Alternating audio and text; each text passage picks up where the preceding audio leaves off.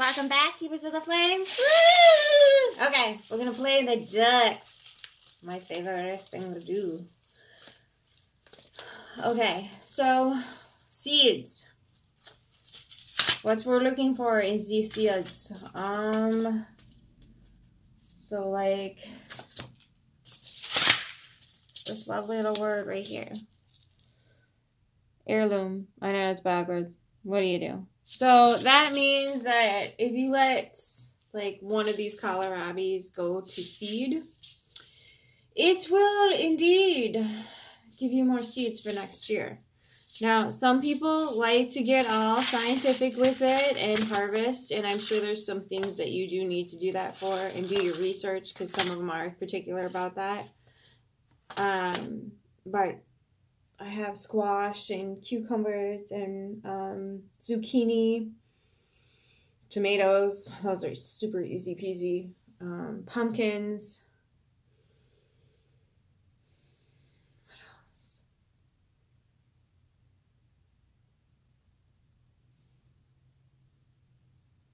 Oh, chamomile and dang it, what's the other one? Not cilantro. I think it's parsley. Parsley reseeds itself every year for me and comes back. I've tried doing it with fennel. It didn't work. So I have to get fennel every year. What else? So yeah, if it says heirloom, it means the seeds can be harvested and used for next year. I just smash my stuff into the ground. Like if I'm carving out a squash or whatever, I just take the seeds and I chuck them. I chuck them out. I do not do the drying and the whatchamacallit. I just recycle in my garden. And if tomatoes are popping up everywhere, I plant them in like these little container things. Okay? And I make friends with my neighbors. Okay, so there's going to be a lot popping up all over the place, but I'd rather sift it out and give it away for free than whatever. So that's just how I do things. You can totally do things a different way. You can dry it. Hi, Sophie. You can dry whatever it is you feel like you need to dry and then replant in the spring. But how it typically goes is you smash them into the dirt in the fall. And then that seed is now implanted in the dirt for over winter. A lot of people do. You can cast seeds. I've heard people casting seeds over snow, over the snowfall even. And they're coming up next year. So definitely something to look into. Makes your life a little bit easier. Some people like going through the drying thing, and there might be a few instances where you need to do that because they're not heirloom or whatever have you. Right, Tweets a kitten. What's a good girl? So that's one thing. The other thing is nice like soil. I have organic. It's Jiffy. Yeah. There's a bunch of stuff. Just as long as it's organic and it's not like made of crappy crap. Right? No crap, so Fei. And making sure like I save my there's one bag of dirt I can't use because there's like mold growing in it. So try to get new and fresh every year. I don't always because why waste it? There's specific things like herbs that I'll make mixes for. Like I have lemon basil here, dill, and cilantro that I will add like peat moss to. So thank you for visiting, Sophie. I'll add my own peat moss mix to it just to make sure that it's well aerated. And the other thing too is when they're little seeds, making sure that you're not going to overwater them. So have like a spray nozzle thingamajigger. And I've washed these out with hot water. I've not cleaned them 100%, but like nothing molded last year, so that was a thing. The key to all plants in general in containers is not overwatering. You can always tell when it's wilting and then give it water. But if you overwater it, you're in a lot of trouble. So I'm sure if you know anything about this, if you overwater, you're just going to have to start making sacrifices to the water gods to evaporate that ASAP. So always use caution when watering. So when they're little seeds, use a spritzer instead of I use an old tea kettle to water my indoor plants. Go ahead and judge me. I don't care. What else? So the thing, yeah, that's the other thing. That's why I don't have a crap ton of seed packets. I didn't find a whole lot of stuff that I was looking for. I didn't look super hard though, like I usually do every year, because this is my 6th year working with the same garden bed. So I already have a lot of things already established. Blueberry bushes, raspberries, I have some apple trees growing.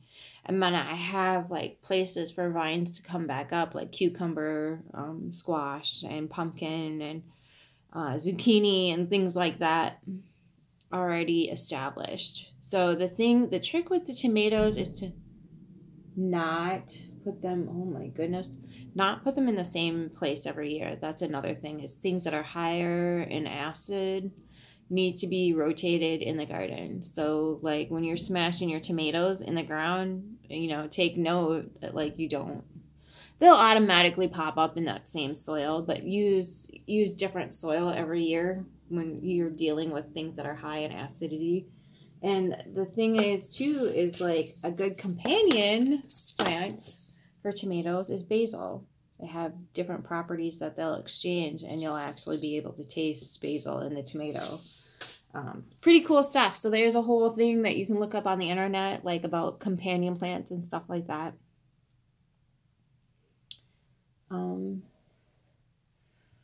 What else? Oh, I have those tomatoes too. So like these heirloom tomatoes that you can get at the grocery store, they're all different colors. You can just like smash those into a pot of dirt and like, well, my daughter and I experimented. You can put it in there whole, it'll still come. So you can drain it of all its juice, see what happens. That's what we're doing. We're having a trial run. So that's another thing you can do with like tomato seeds. What else is celery? If you cut the celery stalk off and leave about like this much on the top, it'll regrow. You just have to keep it in like we use lids. I don't really do it because by the time the season's over, you're like, this is ridiculous. I'll just go get my salva. It's just it might be now though, I'm not sure. Because it takes up space, and whatchamacallit, but just for as cheap as celery is or was. I don't know. It might be worth it now. What else? So again, like try to get the heirloom stuff. Like this basil is not heirloom. Damn it. I don't even think the Tulsi basil, the holy basil, the holy grail of the basil. So basil has antibacterial, antifungal, and antiviral properties to it.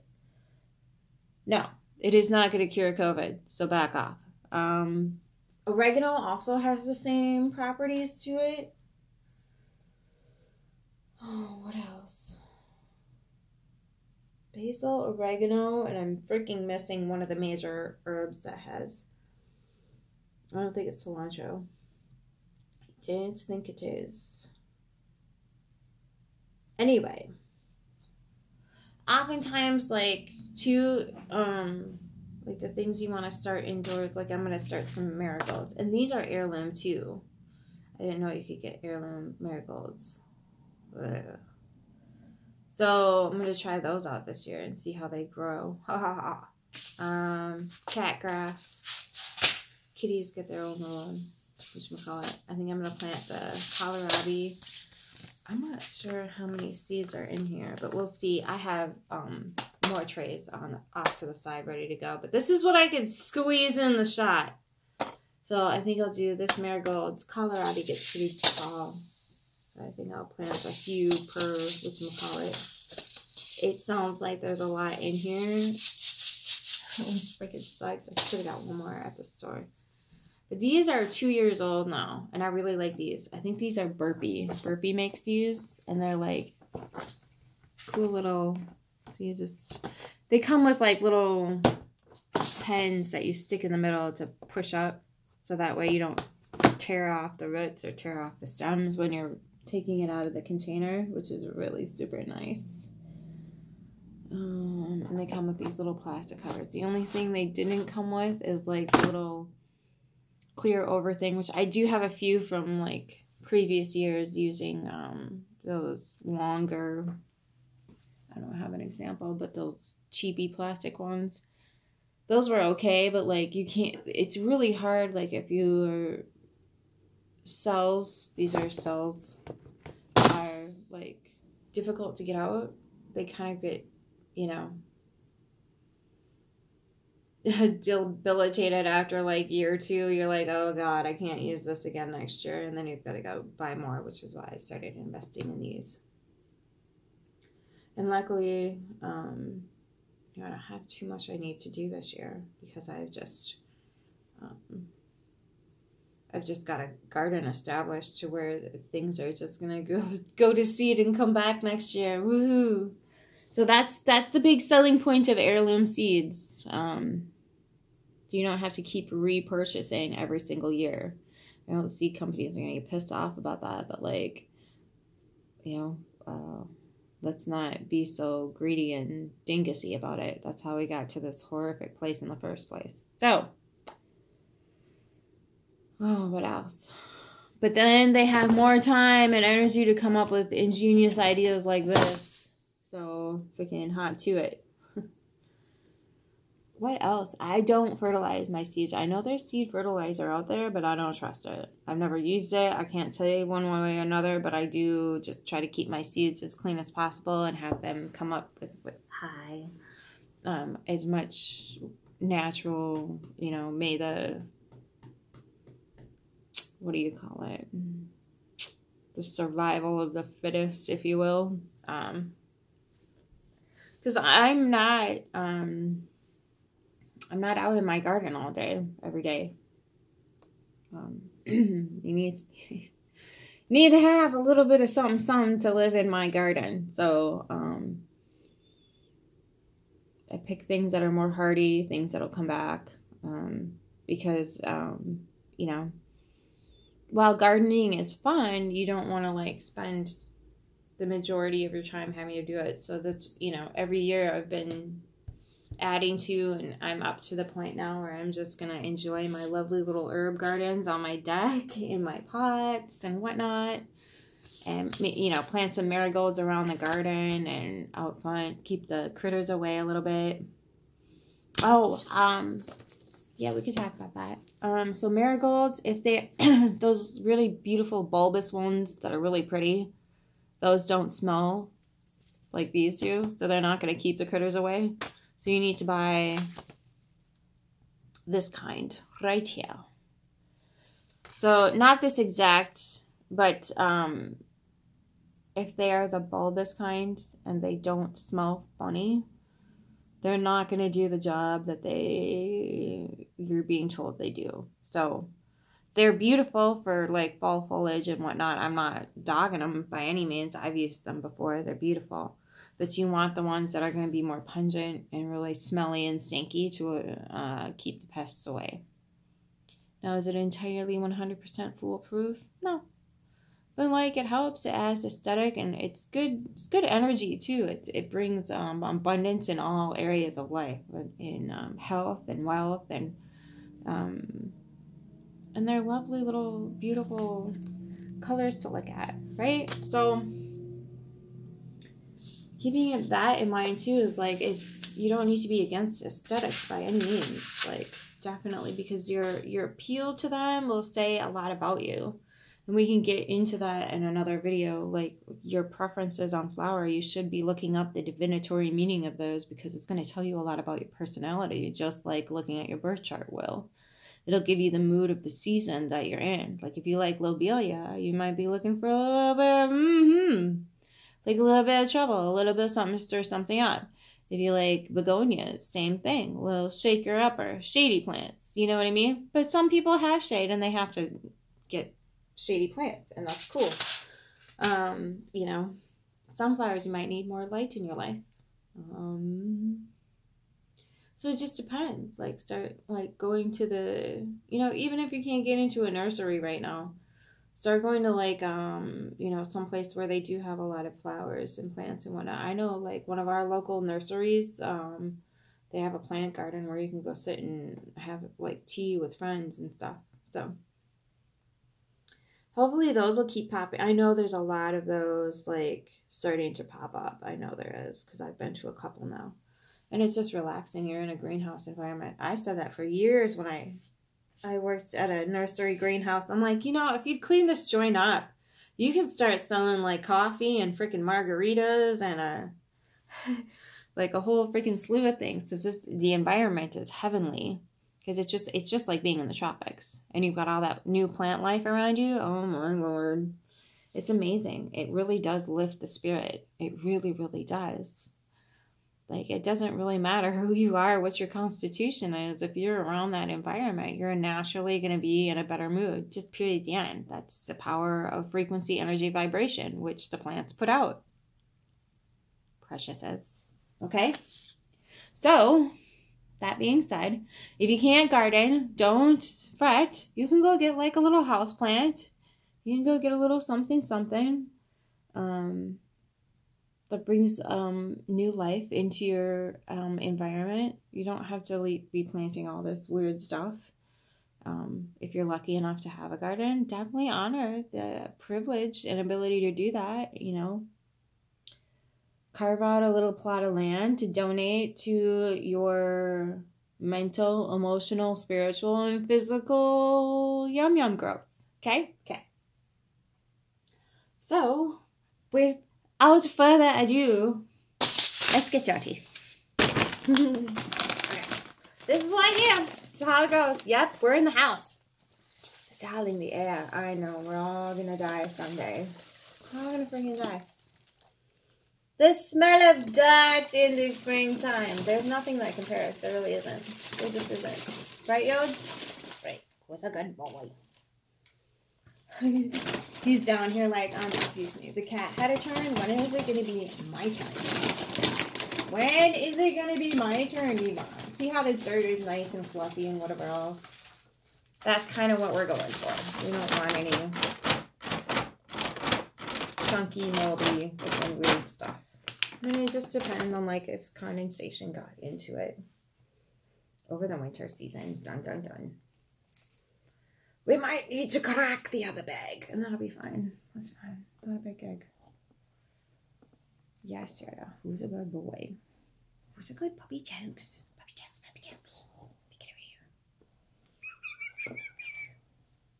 over here. I'm getting the look. Excuse me. Excuse me. Beesky. Not only am I busy, but my hands are now filthy, darling. I can hear it now. I don't care. No, you don't care. I know you don't, but he's a good boy. Who's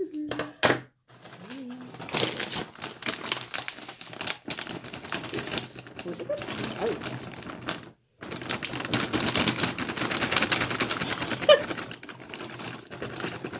Isn't it the truth when you get busy doing something, all the animals are like, hey! What's happening? How you doing? You want to hang? Is now the time of day for me to get the loves? He's cute. You should see his face right now. Oh my god. Just give me a second, bro. Okay.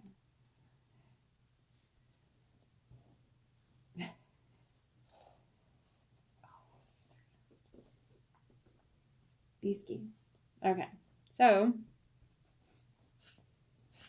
oh my god, the smell of dirt, guys, the smell of freaking dirt. Why haven't they made this into a cologne yet? Okay. Now you over it? Okay, he's over it. All right.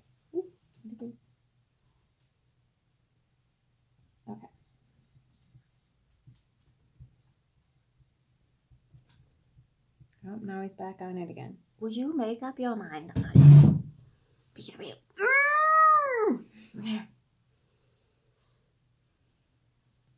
Who's a good puppy toast? Okay. I'm gonna... Ow. I'm gonna be... Okay, good boy. He's just... Oh, you can't see him. Sorry. He's in my lap. Okay, so... These were gonna go here. Tall grass is here. And I did not get my spray bottle. Oh, that's okay. Okay.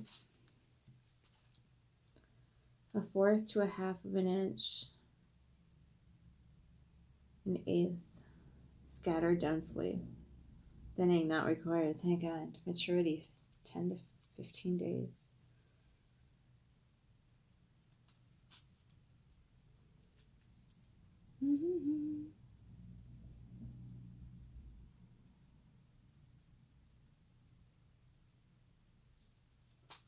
Can't knock that over. Big it up.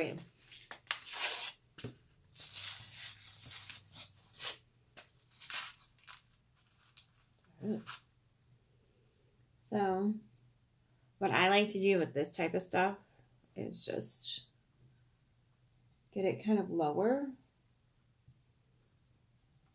I like 1/4 or 1/8 of an inch or whatever, and then do this.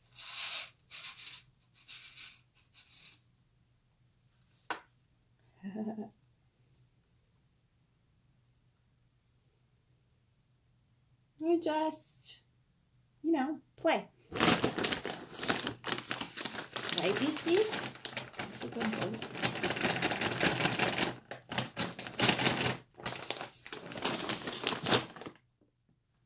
There.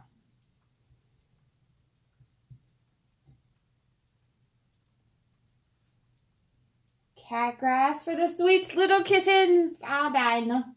Get away. We'll see how they like it.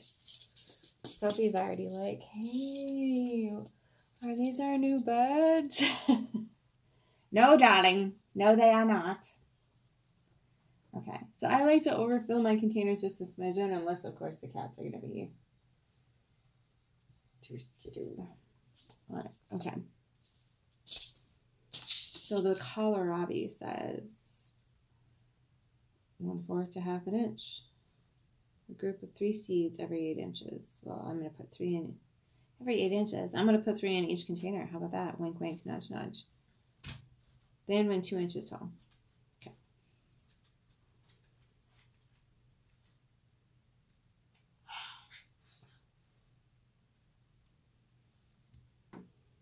That was an odd sound. Okay. Well. Okay. Here we go. What else? These are not a root vegetable, for those of you who did not know. These are above ground. They grow above ground. They're delicious. I cut them like French fries and eat them as such, because why would you not? I know. Lady. Clearly. I know, but like every now and again, you get a craving for French fries, and you're like, ugh, but the greasage and the non-nutrients that are in potatoes. Now, don't get me wrong, I will buy potatoes, make mashed potatoes, and all that crazy ass shit too. But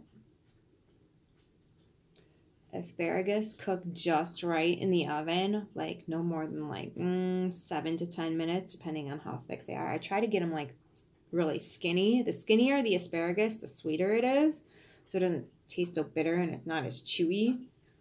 So that is going to be like your best bet when you're getting the asparagus, because that's probably the reason why you don't like asparagus in the first place, is because the fact that it is way too freaking like bitter and chewy.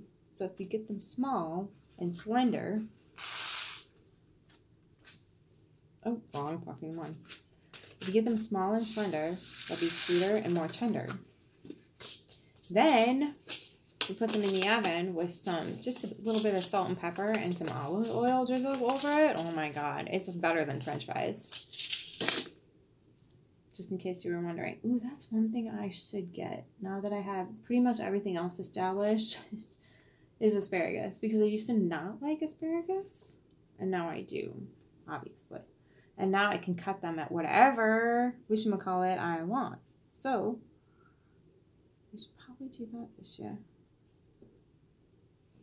Just that asparagus takes about 2 years to like be able to harvest. So that's the be of that venture. But you can still get it in the grocery stores, thank goodness.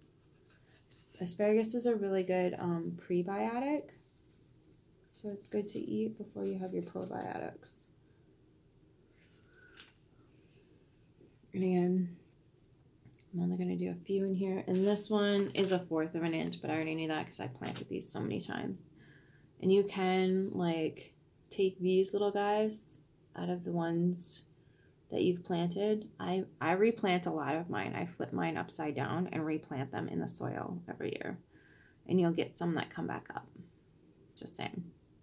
It's kind of a cool happenstance. So you can totally do that. And like, this is only 1/4 of an inch. So just barely under the surface.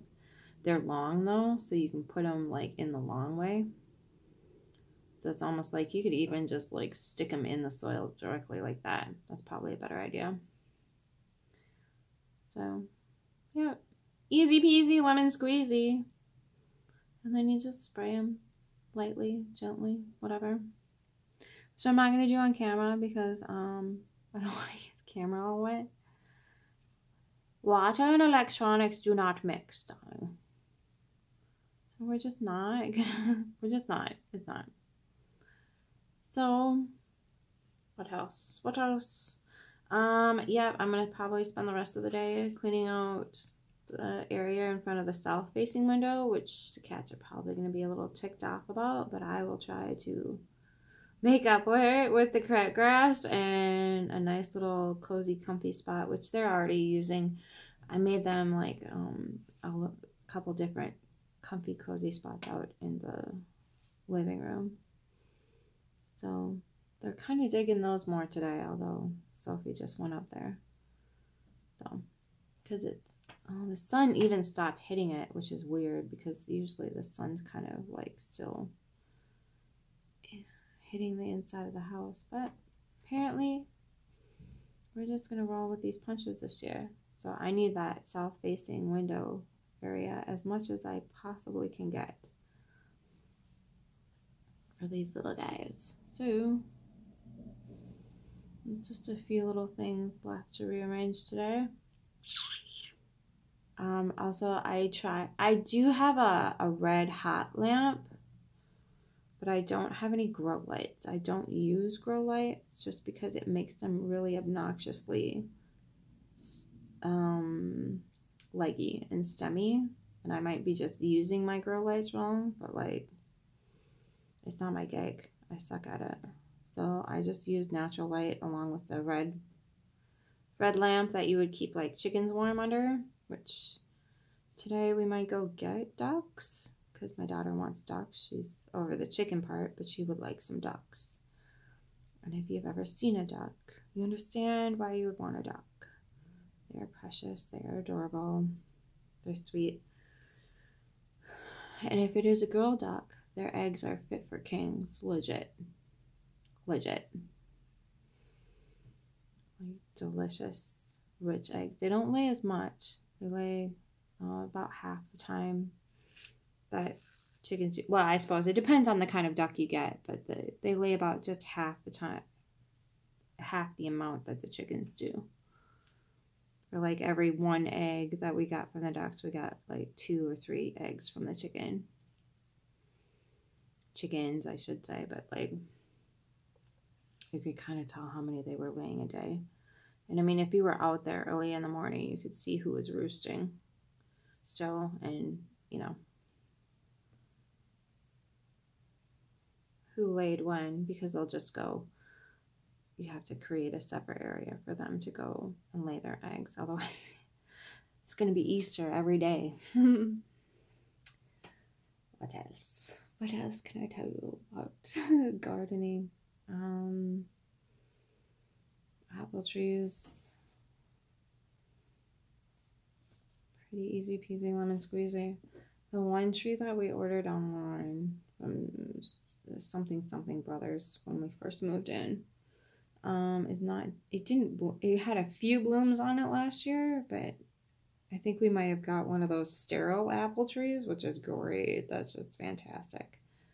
The Harrelson we have is absolutely amazing. So U of M, well done. I love Harrelson apples. You can eat them. We made applesauce. We made apple bars. We made apple crisp. I'm going to really have to start getting freakish with the apples, though. Because, like, this year, she's going to be freaking huge. And then, since the sterile one was making me a little nervous, I went and I got it's called a wolf apple tree. I don't know. We'll see how she goes. But it's supposed to be super hardy for this zone. I was like, I've never heard of it. And I've been in the industry for a hot minute. So I don't know if it's like a native.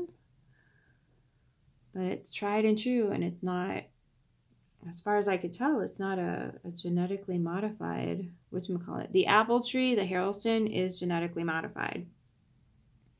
But it's a grafting modification. It's not a splicing the genetics type of modification. I'm spilling seeds everywhere. So, yeah. GMO's not always bad, but as long as they're not in need of, like, being sprayed with pesticides, herbicides, and chemicals for the seeds to actually thrive. That's when you get into a lot of problems.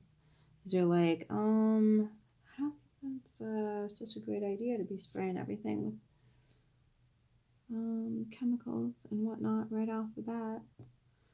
So, yeah, there's like little farms and like events, things like that you can go to and graft your own trees. I think there's some in Iowa. I know there's like a whole slew. It's like $700, but you take home your own tree. You get to go to as many growing classes as you want to learn about all these different things. It's a pretty cool gig. So that's something to look into if this is like starting to fascinate you in any way, shape, or form. If you have, there's like places that you can go out in Portland, Oregon. I know is one place. I'm sure they're all over the U.S., but you can go and like stay on the property. And as long as you work and contribute and help grow things and do what's needed for the community. I don't know if you have to pay for it or if it's just, if you stay there, that's the stipulation for staying on the property. And I think it used to be an Air Force base. Don't quote me on that. It used to be an Air Force base, I think.